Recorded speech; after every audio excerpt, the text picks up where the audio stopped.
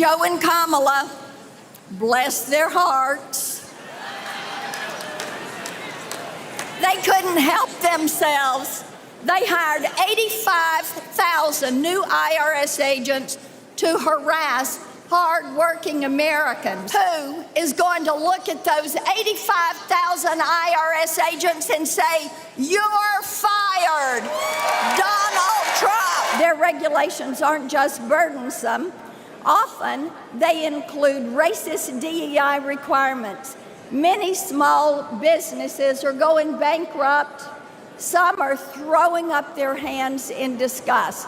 Our party's platform pledges 7 times to cut regulations that are killing jobs and costing you thousands of dollars.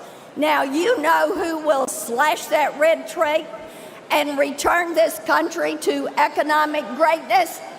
Donald Trump. If you're lucky enough to have no idea who this is, meet Tennessee Senator Marsha Blackburn, one of Donald Trump's key allies in the Senate, who will do and who will say anything to push his MAGA agenda to the masses. Right now, it appears that it is very intentional for this administration to ignore the border, to leave it wide open, to let people come in. Every town in this country is a border town. Every state is a border state.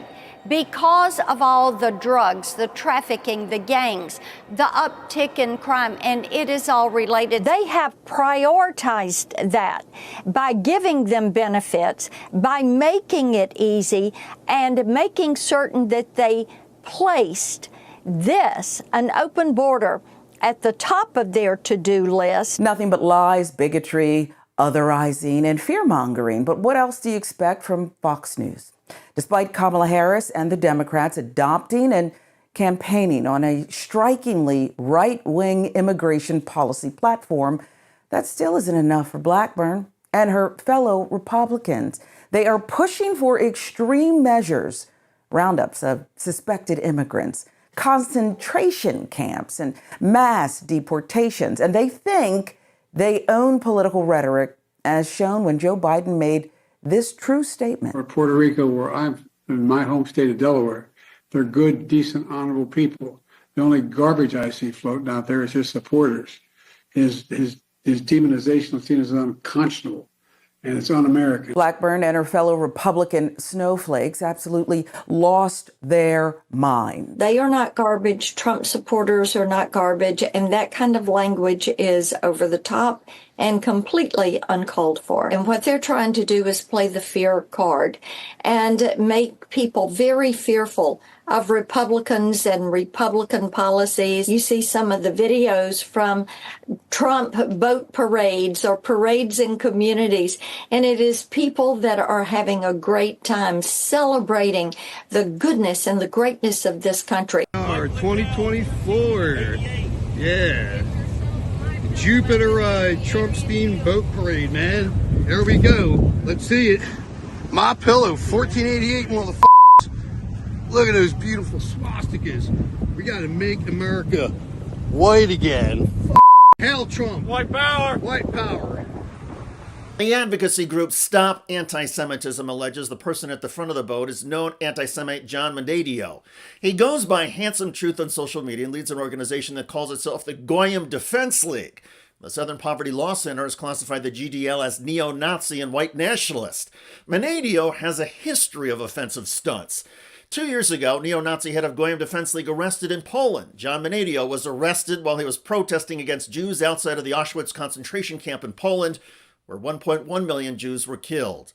Neo-Nazis have repeatedly flocked to Donald Trump's presidential campaigns, and Trump's rhetoric bashing non-whites arguably continues to be music to the ears of racists. It's the enemy from within, all the scum that we have to deal with that hate our country.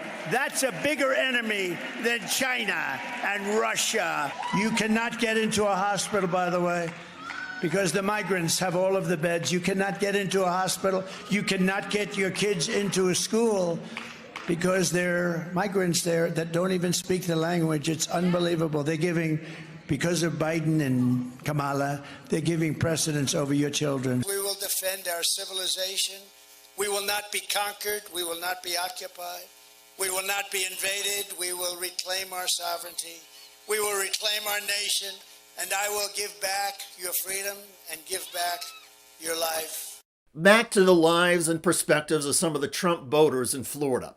Some of the Trump flotilla in Jupiter went on social media and insisted the swastika voters were not neo-Nazis, but were leftists, just trying to make MAGA world look bad. One ex-user insisted, just like on January 6th, those are not Trump supporters.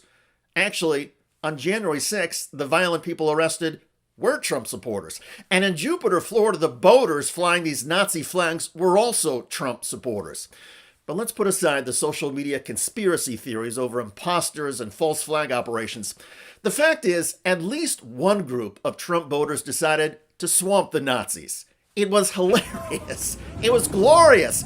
And that one nonviolent, though splashy, act of humiliation is something that should give all of us hope.